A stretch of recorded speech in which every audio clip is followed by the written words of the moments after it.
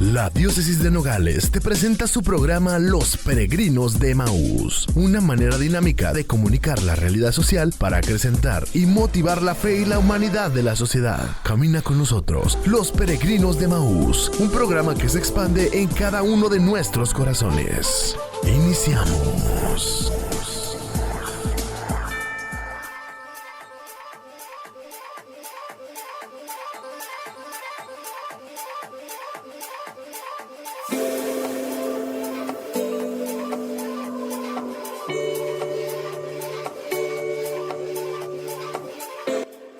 Buenos días familia, saludos a todos los que nos escuchan por este programa, Los Peregrinos de Emaús. Hoy compartiremos con ustedes la segunda parte del tema, la persona humana, ahora como individuo. Así es, Carlos. En el anterior programa de la persona humana hablábamos cómo la persona es un ser social que nace en una familia, la cual es la primera sociedad que le toca vivir. Por ello se dice que es parte de una sociedad desde su nacimiento. También comentábamos lo que dice Aristóteles. El ser humano es un ser social por naturaleza.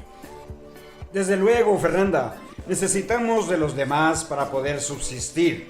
Si quieres comerte una tortilla, requieres que alguien la elabore, que procesen la materia prima, que es la harina, y por lo tanto, quien siembre y coseche el trigo, por poner un ejemplo simple. Así, nos podemos imaginar cuántas cosas necesitamos de los demás. Sabemos que el hablar de la persona humana es un tema muy extenso, por eso decidimos reducirlo y hablar de su definición en diferentes aspectos y de algunas de sus características.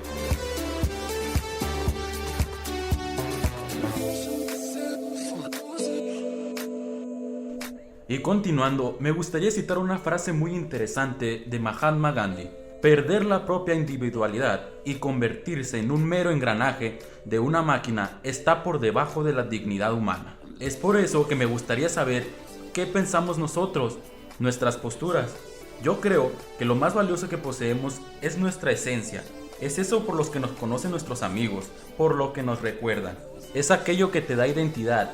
Y si voy y yo te quito eso, ¿qué eres? ¿Quién eres? Es lo que nos hace yo. Y si no lo tuviéramos, fuéramos uno más en esta sociedad en decadencia. Aquí es cuando yo veo una gran maravilla de Dios, esa obra tan grandiosa que hace Dios en nosotros las personas, que nos hizo totalmente diferente los unos de los otros. Y esto se aplica, o lo podemos aplicar, mejor dicho, a los matrimonios, por la gran diferencia que existe en cada uno de los dos. El marido no puede ni debe ser, ni pensar, ni actuar igual que su esposa, o viceversa, porque es cuando allí empiezan muchos, pero muchos problemas con la relación, y por ende se ve afectadísima la dignidad humana. Creo que no hay nada más cierto en esta frase, pues vivimos en un mundo en donde todo se hace por moda, y parece que todos fuimos hechos en serie y no en serio. Y no creo que el problema sea del todo individual, pues incluso la sociedad no nos deja para dónde hacernos. Si quieres ser parte de mi grupito, tienes que pensar y ser igual que yo. Vivimos en un mundo lleno de cuadrados, y el convertirme yo en un círculo es un rechazo seguro.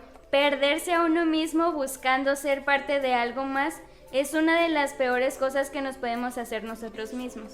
Muy bien, no podemos iniciar este tema sin definir a un individuo, pues una bacteria también es un individuo, lo es también sin duda un pájaro o todos los animales.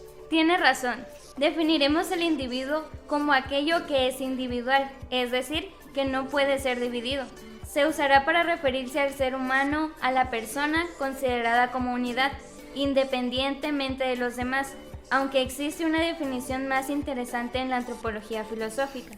¿Pero por qué? ¿Para qué? ¿Qué es eso de antropología filosófica? Déjame te explico. La antropología filosófica se encarga del estudio del hombre, específicamente de su origen o naturaleza, para así determinar la finalidad de su existencia, así como la relación con los demás seres. Los temas que generalmente estudia están vinculados con el valor de la libertad y sus límites, así como la parte espiritual del ser humano, tomando al hombre como un ser diferente a todos los seres del universo. Ah, ok, Genaro. Entonces todas esas preguntas que nos hacemos como personas en algún momento de nuestra vida, como ¿quién soy? ¿De dónde vengo? ¿Y hacia dónde se dirige mi vida? ¿O por qué razón existo? Entran en la antropología filosófica. Ni siquiera sabía que hacerlo tenía nombre. Y fíjense que la palabra que más se repite en lo que llevamos, considero que es clave y es individualismo. Así es, Carlos. Mira, individualidad son las características distintivas de cada persona, manifestándose en los procesos mentales, temperamento, pensamiento, apariencia, comportamiento e intereses que son característicos del individuo. Aunque muchas veces nosotros tomamos la individualidad como algo malo y egoísta.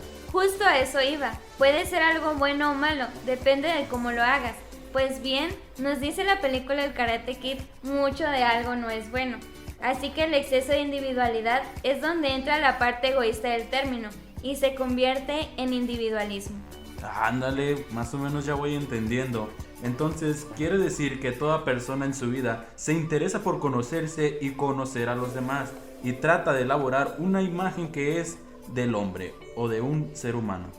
Así es, Carlos. Hablando desde conocimiento o saber del ser humano, él mismo tiene tres instancias que son el conocimiento espontáneo, el conocimiento científico y su propia autoconciencia, que le permite conocer el mundo y conocerse a sí mismo como parte de él. Ahora que lo mencionas, recuerdo que hace poco mencionaron en mis clases que la clave del desarrollo humano eran precisamente las etapas, instancias y maneras en las que el individuo se desarrolla. Y tengo una pregunta al respecto, pero primero dejemos que Genaro nos comparta cada una de estas instancias que nos mencionó. Así es, Fernanda. De hecho, creo que lo que nos comentas nos ayudará a entender mejor las tres instancias. Vamos a irnos con la primera, que es el conocimiento espontáneo, que le ofrece al ser humano las primeras respuestas a la curiosidad y lo ayuda a obtener información acerca del mundo y de sí mismo.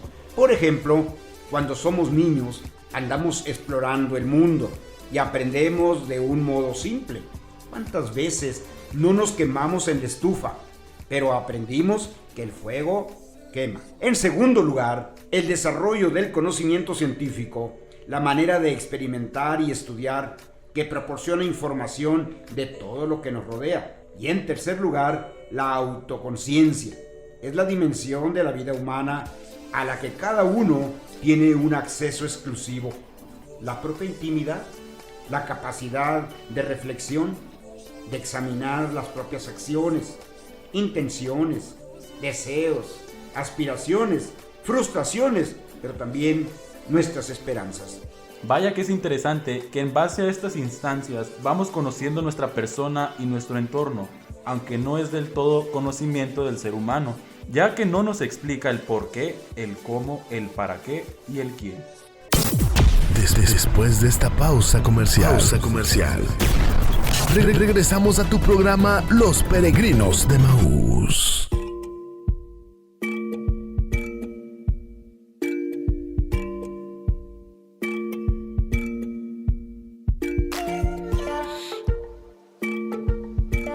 Y ya estamos de regreso. Y fíjense que es muy interesante esto de cómo el concepto de la persona va evolucionando con el paso del tiempo y de los avances de la sociedad. Estoy totalmente de acuerdo contigo, Carlos, pues en cada época se va enriqueciendo un poco más el concepto del hombre. Obviamente esa es la verdad que se vive en ese momento. Incluso podemos decir que persona es un concepto que se viene usando desde la época romana para referirse a quien es titular de derechos. Sin embargo, esta definición se usa para muchos aspectos. Solo por mencionar algunos se me ocurre la persona jurídica. Es por ello que aún existen cuestionamientos a esta definición. Y no solo se cuestionan las definiciones, pues al hablar del tema de la persona y de las preguntas que uno mismo se hace, se llega a lo que hoy le decimos crisis existenciales. Y creo que todos en algún momento las hemos tenido. Aunque algunos tenemos mucho orgullo o estamos casados con la idea de que solo pasan porque somos demasiado débiles, al menos es eso lo que la mayoría opina al respecto. ¿Y ustedes qué piensan? ¿Por qué creen que llegan a tener esas famosas crisis? En lo personal, considero que no sabemos manejar las cosas. Cada persona tenemos maneras diferentes de manejar el estrés y esto, involucrado con sentimientos y emociones, es donde nos falla. ¿Cómo tienes razón, Carlos? ¿Cuántas veces he tenido sensaciones de que me faltan muchas experiencias por vivir? Aunque a mis 62 años de edad a veces sienta agotamiento emocional extremo. También a estas alturas de mi vida me cuestiono de las decisiones que he tomado hasta este momento, además de las dudas que me llegan sobre mi profesión, mis comportamientos he tenido con mi esposa, con mis hijos, con mis nietos y en fin, todo lo que me rodea y he decidido tener.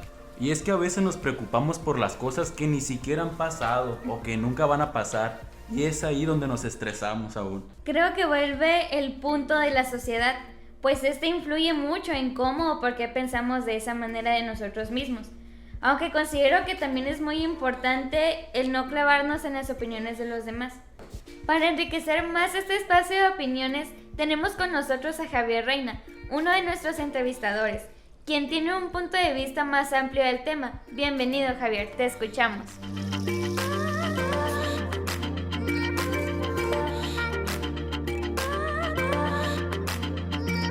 Muchísimas gracias, Fer, y sobre todo gracias a ustedes que nos siguen escuchando y nos permiten hablar un poco a nosotros también.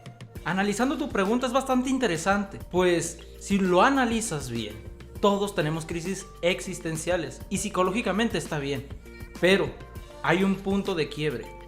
Si tú te clavas y te enfocas solamente en quién soy, qué puedo ser o qué quiero llegar a ser, acabas tu vida. ¿Por qué? Solamente te enfocas en una sola cosa y pasa el tiempo. Nos olvidamos de lo importante que es vivir. Es bueno cuestionarse quién soy yo, pero tampoco es morirse por quién quiero ser.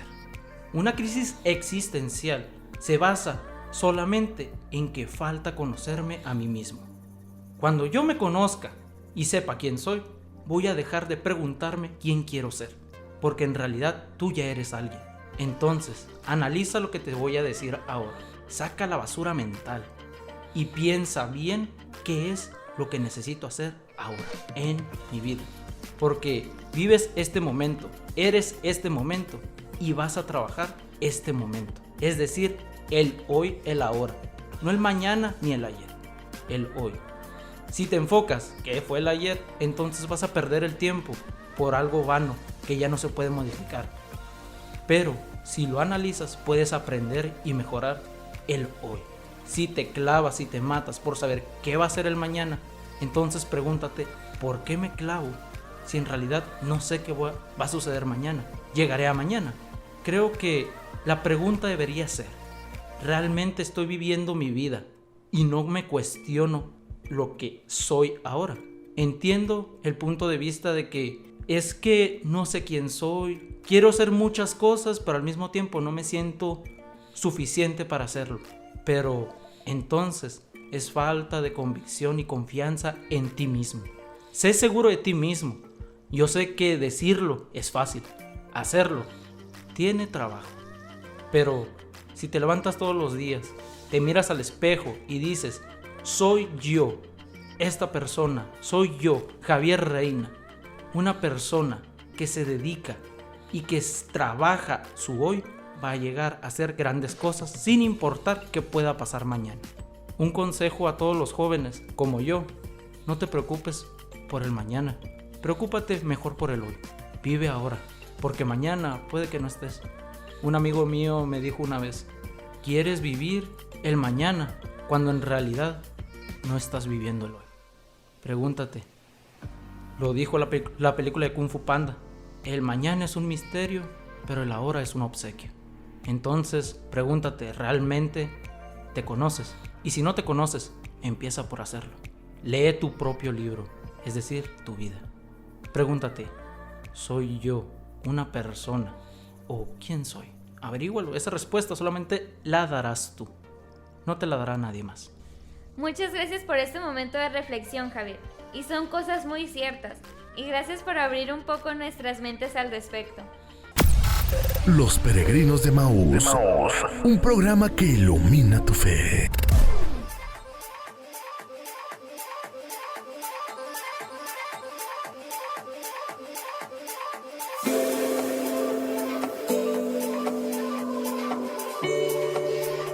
Sí, como nos decía Javier, hay que vivir el día, hay que vivir este momento, no hay que pensar en el pasado, ese ya no lo podemos resolver, ni tampoco podemos adelantarnos al futuro. Estás escuchando el programa Los Peregrinos de Emaús, un programa para el pueblo de Dios.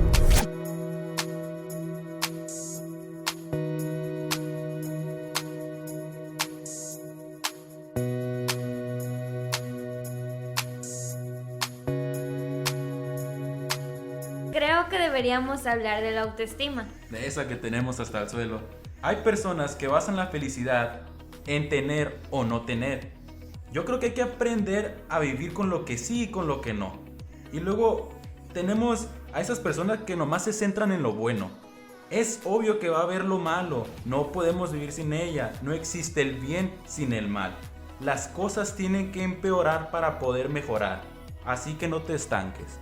Fernanda y Carlos, qué importante es tener autoestima alta, porque la persona que tiene este nivel de autoestima es aquella que tiene confianza y elevado sentido de valor por sí misma, tiene fuerza de voluntad y se siente motivado o motivada y entusiasta. Creo que es muy importante, pues es la visión de uno mismo. Tiene que ver en todos los aspectos de tu vida. Es cuestión de actuar al respecto. Antes de entrar al aire, preguntaba a algunos de nuestros compañeros si la iglesia tenía autoestima. Y es curioso cómo llegamos a un punto en el que olvidamos que en la iglesia somos todos y cada uno de nosotros. Y tendemos a olvidar ese punto y enfocamos todo a Jesús. Ciertamente la iglesia se centra en Jesús, pero tendemos a usarlo a nuestra conveniencia. Solo por mencionar ejemplos, dejamos que todo dependa de Él y yo sentarme muy a gusto a rascarme la panza o echarle la culpa a Jesús por las cosas que yo no hago. Cuando nosotros mismos decimos que para tener una autoestima alto se necesita actuar.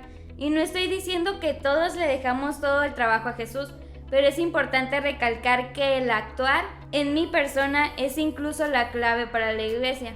Ya se me había olvidado que quería preguntarles algo, aunque queda a la perfección con lo que estamos hablando. ¿Ustedes qué consideran que influye más en el desarrollo de una persona? ¿La herencia, es decir, las características o condiciones físicas, mentales, etcétera, o el ambiente que nos rodea? Para mí, que el ambiente. Podrás tener los mejores genes del mundo, pero eso no es garantía de que serás el mejor. Desde morros, el lugar en el que nos desarrollamos es donde nos vamos a forjar como persona, y el pasar de nuestra historia es que nos dice quién eres. Creo que las dos cosas influyen, ya que algunas personas traemos la herencia, la venimos arrastrando, ¿verdad? Todo eso que traemos desde nuestros genes, pero también influyen los ambientes en los que nos movemos y somos, ya que además tiene mucho que ver la educación que se nos da al interior de nuestras familias. La visión que tenía Santo Tomás de Aquino, quien decía que el hombre es una criatura que se encuentra por encima de las demás criaturas, entendido esto no como el dominio que puede tener sobre aquellas, sino como aquel que tiene una capacidad intelectual mayor por la que, en lugar de aprovecharse de su entorno, deberá responder con el conocimiento que le dio quien le ha creado. Creo que desde siempre la Biblia se nos dice que la persona fue creada para darse a los demás, y esa debería ser nuestra respuesta natural. Así es, Carlos. Se dice que el valor del ser humano radica en la posibilidad de ampliarse uno mismo, de existir en y para otras personas, obviamente sin perder el valor individual, es decir, seguirse dándole importancia a uno mismo. Incluso en las Sagradas Escrituras nos dicen que Dios al inicio creó todo por medio de la palabra y del Espíritu, y por cada cosa que salía de su poder amorosamente creativo, examinándola, Dios concluía diciendo, es cosa buena. Cuando llegó el momento de crear al ser humano, Dios le puso más de lo suyo. Hizo lodo, lo moldeó, dándole la forma del hombre, y al final sopló en su nariz su propio aliento, y así esta criatura cobró vida. Es cosa muy buena, exclamó Dios al contemplar en su obra el propio parecido, porque lo había hecho a su imagen y semejanza. Incluso hoy en día que observando a los recién nacidos buscan unas facciones, color de la piel, corte de los ojos, forma de las orejas, etcétera, que tengan parecido con los padres. No es por ser aguafiestas, pero ¿qué importancia tienen estas descripciones para nosotros? Bueno, Carlos, hay que ir por pasos, porque además de este origen, que sabemos que es simbólico, aunque no histórico, tenemos un modelo tan poderoso como Dios mismo, que es Jesús el Nazareno. A este punto, se puede notar que quien todavía piense si Dios existe, pero está allá arriba en algún lugar y se despreocupa de lo que pueda pasar a nosotros aquí en la tierra, según la fe cristiana, pues está muy equivocado. Oigan, pero ¿está mal razonar sobre estas cosas entonces? Por supuesto que no. Aún existen muchas personas que piensan que para todos debería ser suficiente con el hecho de decir existes, pero nunca se escuchan a sí mismos al decir que Dios por algo hace las cosas. Y no creo que Dios nos haya creado pensantes y libres en vano. Incluso en la naturaleza del ser humano está el dudar o pensar acerca de todo. Así es como todos aprendemos acerca de algo. De acuerdo contigo, Fer. Volvemos a lo mismo. Si no nos hicieran diferentes, ¿qué chiste tendría? Imagínense que todos pensáramos lo mismo. Qué aburrido. Yo quiero saber qué opinaba Jesús sobre el humano. La idea de Jesús sobre el hombre se saca de las narraciones de los evangelios, pues no era un filósofo que se la pasara exponiendo temas de interés cultural. Así es, Carlos. No podemos descuidar una definición muy grande del ser humano que Jesús nos ofrece en los 3 evangelios de Marcos, Mateo y Lucas. Se lee que la madre de Jesús, María, junto con sus hermanos, es decir, los apóstoles, preocupados van a ver a Jesús. Estaba entre mucha gente hablando y explicando cosas de su padre, cuando le anuncian que su madre y sus hermanos están fuera y quieren verlo. Pero él contesta, ¿quién es mi madre y quiénes son mis hermanos? Todo ser que escucha la palabra de Dios y la pone en práctica es para mí mi madre, mi hermano o hermana, mi compañero de camino. No me quedó muy claro lo que acabas de decir, Genaro. Creo que lo que Genaro intenta decir es que la concepción del hombre de Jesús es el prójimo, toda aquella persona dependiente e independientemente de sus cualidades y capacidades. Qué bonito este programa, que se va entretejiendo entre comentarios, la palabra de Dios, pero también en esta ocasión quiero hacer la recomendación de un libro llamado ¿Qué es el hombre?, de Emmerich Koret, en donde él mismo nos hace ver la necesidad de preguntar por la esencia del hombre, ya que éste se caracteriza por la conciencia y comprensión de sí mismo.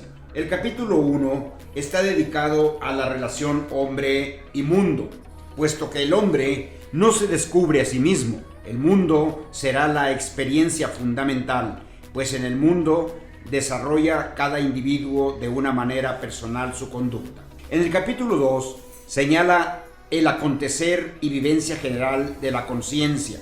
Desde él se autorrealiza el hombre en la vertiente del conocimiento y la voluntad. En el capítulo 3 se define al hombre desde un punto de vista dinámico, la reflexión de los fenómenos externos e internos que llevan necesariamente a la pregunta de su esencia. El capítulo 5 está dedicado al autodesarrollo del hombre, la relación personal, el individuo en la comunidad y en la sociedad. Así que los invitamos a leerlo. Nuevamente, gracias por acompañarnos hasta este momento, en el que pasaremos a la voz del pastor, dirigida por nuestro señor obispo, Monseñor Leopoldo González González. Lo escuchamos. Muy estimados radioescuchas, es un honor para su servidor saludarlos a través de este medio, y más en esta época que nos ha tocado vivir. Un mundo globalizado, estamos en la era digital. Se hablaba antes de una época de cambios, pero hoy estamos en un cambio de época, donde los parámetros pareciera que se han cambiado, donde se ha pasado de la razón al cuerpo, se ha pasado de la filosofía a la fenomenología, de lo territorial a lo cultural, del lenguaje verbal a lenguajes análogos. Entonces necesitamos poco a poco ir meditando con estas sencillas reflexiones sobre nuestro ser y quehacer en este mundo que estamos viviendo. Hoy hablamos de la dignidad de la persona humana para saber ubicarnos ante este mundo que lleva un frenesí y pareciera que no nos deja reflexionar. De hecho, la Biblia nos enseña que el hombre ha sido creado a imagen de Dios, con capacidad para conocer y amar a su Creador, y que por Dios ha sido constituido Señor de la entera creación visible para gobernarla y usarla glorificando a Dios. Hemos escuchado ya el Salmo 8 que nos habla de esta gran dignidad nuestra, que es el hombre para que tú te acuerdes de él, o el Hijo del Hombre para que te cuides de él. Apenas lo has hecho inferior a los ángeles al coronarlo de gloria y esplendor.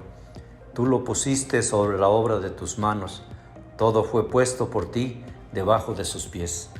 De manera que esta imagen y semejanza de Dios, ¿en qué se manifiesta? En la inteligencia, en la voluntad, en la libertad y en nuestra propia conciencia. Por eso esa es la imagen que tenemos al ser creados a semejanza de Dios. La inteligencia, por ella vamos buscando siempre la verdad, y por la voluntad es la inclinación natural al bien. Y nuestra razón, nuestra inteligencia va a descansar hasta que nos encontremos con la verdad plena, que es Jesucristo. Hay siempre en la persona humana esa ansia de lo infinito, ese anhelo y deseo siempre del más allá, y por eso es la búsqueda continua de la verdad, y la voluntad, esta inclinación natural siempre al bien. Pero para eso contamos con la libertad. Podemos o no podemos seguir la iluminación de la inteligencia para hacer el bien. Podemos equivocarnos, podemos errar, podemos incluso darle la espalda a Dios. Y de ahí que cada uno de nosotros contamos en nuestro interior con la conciencia moral. ¿Y qué es la conciencia? Es el núcleo, nos dice el Vaticano II, más secreto y el sagrario del hombre, en el que éste se siente a solas con Dios, cuya voz resuena en el recinto más íntimo de aquella. De ahí que, mis queridos hermanos, creados a imagen y semejanza de Dios, para buscar la verdad, para hacer el bien, para realizarnos plenamente como personas, cultivando siempre los valores humanos y de ahí trascender a los valores espirituales. A todos ustedes los bendigo en el nombre del Padre y del Hijo y del Espíritu Santo. Felicidades.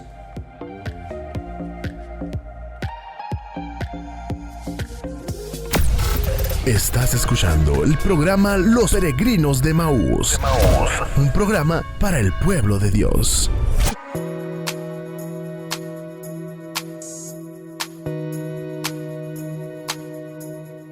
Y ya estamos de regreso, gracias por seguir escuchándonos. Y desde cabina les damos las gracias por su participación a todos aquellos que nos aportaron sus puntos de vista que son clave para seguir caminando juntos. Enseguida vamos a escucharlos. Muy buenos días. Nos encontramos con algunos de nuestros radioescuchas y les preguntaremos lo siguiente. ¿Usted por qué cree que las personas de hoy tienen problemas existenciales? Yo pienso que tiene que ver mucho que todas las personas nos la llevamos en el celular y no convivimos con la otra persona, con las otras personas. Siempre estamos con el celular o la computadora, pero no convivimos con una persona con la otra. Por eso es que hay tanto problema hoy en día, porque no tenemos convivencia social, puede decirse. Pues yo pienso que tiene que ver mucho la tecnología, el uso de los aparatos, de las redes sociales que se usan de manera equivocada en la mayoría de los casos. Para empezar, no sabía bien qué era eso. Después de hacer una mini búsqueda, de hecho me sentía hasta identificada, porque de ese tiempo para acá me he sentido así como si no fuera yo, como si hubiera olvidado quién y cómo soy. Entonces hoy me haces esa pregunta y hasta me quedé impresionada al fin poder saber o tener, por ejemplo, alguna idea de lo que me pasa. Pienso que las personas empiezan a tener problemas existenciales porque dejan de prestarse atención a sí mismos y se empiezan a olvidar de quiénes son al punto de sentirse perdidos, al no poder encontrarse, se empiezan a sentir más y más confundidos, alejados y con la sensación de que no pertenecemos ya, por ejemplo, al trabajo, o sea, ya no nos sentimos, por ejemplo, ya no me siento confiando. Con nuestros amigos nos sentimos como que no pertenecemos o como que nos hacen a un lado. Total, nos sentimos incompletos y es ahí cuando la persona tiene la oportunidad de entrar en duda para beneficiarse y aprender de ello para volver a ser uno mismo. Principalmente la duda existencial, se debe a la falta de espiritualidad que tienen consigo mismos, la falta de perdón tanto con uno como con los seres que lo rodean. Eso crea mucho conflicto, tanto emocional, personal y en su caso existencial. Creo yo principalmente es la falta de Dios en nuestros corazones. El no buscarlo, como lo decía el padre en la homilía de hoy, el no buscarlo, no encontrarnos con Él, pues nos crea conflictos y no sabemos nosotros, solos no podemos resolverlos. Siempre nos hace falta Dios en nuestro corazón. Sí, en mi opinión también pienso lo mismo. Pienso que era para poder salir adelante necesitamos a un Dios con nosotros, necesitamos confiar en Él, tener fe en Él, tener esperanza en Jesucristo. Sabemos que no es nada fácil, tener confianza en Dios, pero pues primero que nada tenemos que conocerlo, que tener esa certeza de que es el Todopoderoso, el que siempre es y será, el que viene a ayudarnos, el que viene a fortalecernos, el que viene a llenarnos de esperanza. Creo que es un estado emocional del cual derivan muchos cuestionamientos, como por ejemplo, ¿cuál es el sentido de mi vida? Los que nos lleva a un mar de emociones, cuando sentimos que no tenemos los recursos suficientes para salir de este vacío existencial, la ansiedad que no nos deja dormir hasta que encontramos la respuesta, es decir, hasta que encontramos una solución que nos haga recuperar la paz interior y que nos ayuda a visualizar de nuevo el camino a seguir. Siempre he creído que las crisis existenciales son hechas de pensamientos negativos, sobre todo del pasado y del futuro. Del pasado porque qué pudimos haber hecho, qué hicimos, qué no hicimos, qué debimos de haber hecho, y del futuro con qué va a pasar. Es un futuro incierto ¿qué vamos a hacer? ¿Cómo lo voy a lograr? También creo que tiene mucho que ver la creencia de los padres o de la persona tutor, hermano, tío, del que te haya criado. A veces sus expectativas hacia nosotros son bastante grandes y nosotros como seres humanos a veces no logramos llegar a esas expectativas, lo cual nos hacen creer que no vamos a poder, y eso nos llega a ser una crisis existencial porque no sabemos para qué existimos, el por qué, para qué, a dónde voy, de dónde vengo. Respecto a la pregunta de por qué pienso yo que a veces caemos en una crisis existencial, primero que nada debemos entender que es una crisis existencial para poder hablar un poco más sobre el tema y llevarlo más acorde a lo que nos están preguntando. Este tipo de crisis a menudo tiene un detonante externo, pero conllevan una profunda modificación de las ideas, valores, principios del individuo que lo está viviendo. ¿A qué me refiero con esto? A que es su identidad la que es afectada y cuestionada por él mismo. La persona se hace preguntas que también pueden ser llamadas existenciales. ¿Cuáles son estas? ¿Quién soy yo realmente? ¿Qué quiero de mi vida? ¿Por qué no puedo ser feliz? ¿No le encuentro sentido a la vida? No sé qué haré en el futuro y las cosas no me llenan como antes. Estas son algunas de las ideas que rondan la mente de esas personas por algún tiempo.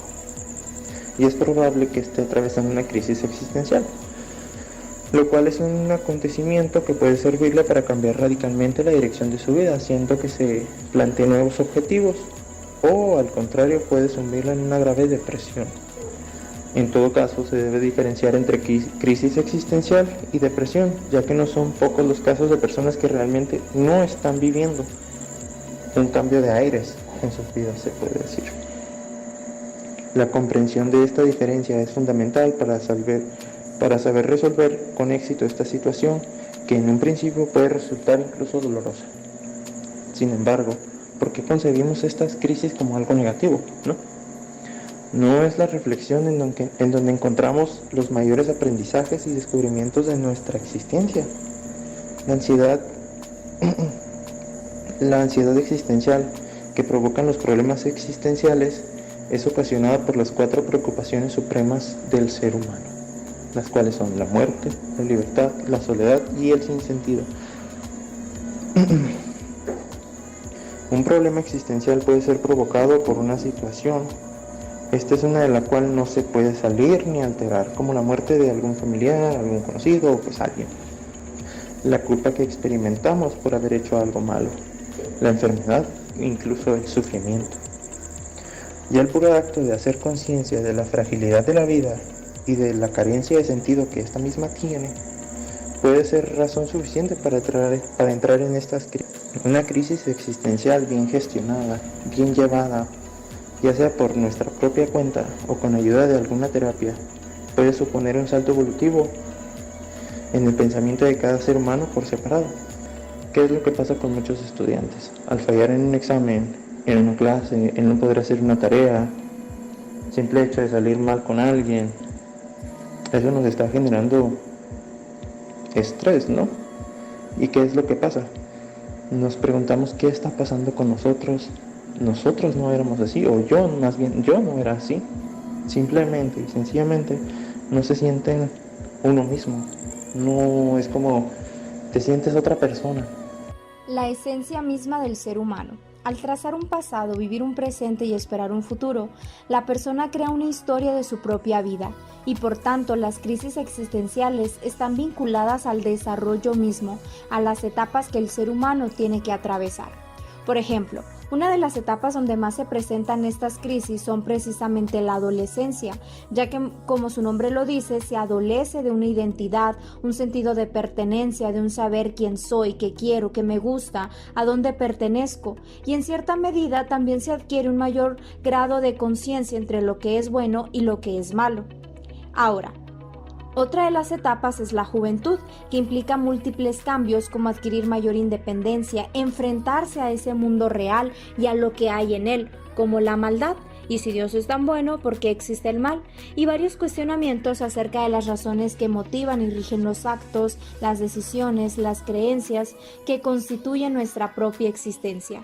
Incluso en la vejez se puede experimentar. Al voltear y ver tu vida, te cuestionas acerca de lo que has conseguido, de la huella que has marcado, o bien en aceptar el verdadero significado de la muerte.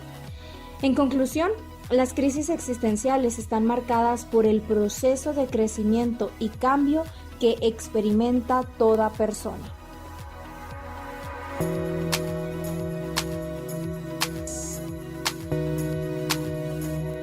Si quieres escuchar más de nuestras entrevistas, síguenos en nuestras redes sociales como Los Peregrinos de Emaús. O envíanos tus comentarios al WhatsApp 631-130-4217. 631-130-4217. Y bueno, amigos, ¿qué creen? ¿Qué? ¿Qué creen? ¿Qué pasó? Que se acaba... Ah, no es cierto. Que llegó la hora de despedirnos. Hemos terminado con el tema del hombre. Sin embargo, hay muchos más temas interesantes en esta temporada. Un chapuzón dentro de mí. Así que acompáñanos la próxima semana. Y no se olviden de seguirnos en nuestras redes como Los Peregrinos de Emaús. Si llegaste tarde a la transmisión o quieres volver a escucharnos, nuestro programa estará en Spotify, YouTube y Facebook. Me gustaría despedirlos con esta frase. La libertad, la moralidad y la dignidad humana consiste en que haga lo bueno, no porque se ve obligado a hacerlo, sino porque libremente lo concibe, lo quiere y lo ama. Es así como nos despedimos. Sintonízanos todos los sábados de 10 a 11 de la mañana. Solo aquí por el 106.7 y recuerda, camina con nosotros. Hemos llegado al punto final de nuestro programa. Te esperamos el próximo sábado a partir de las 10 de la mañana. En una emisión más de Los Peregrinos de Emaús.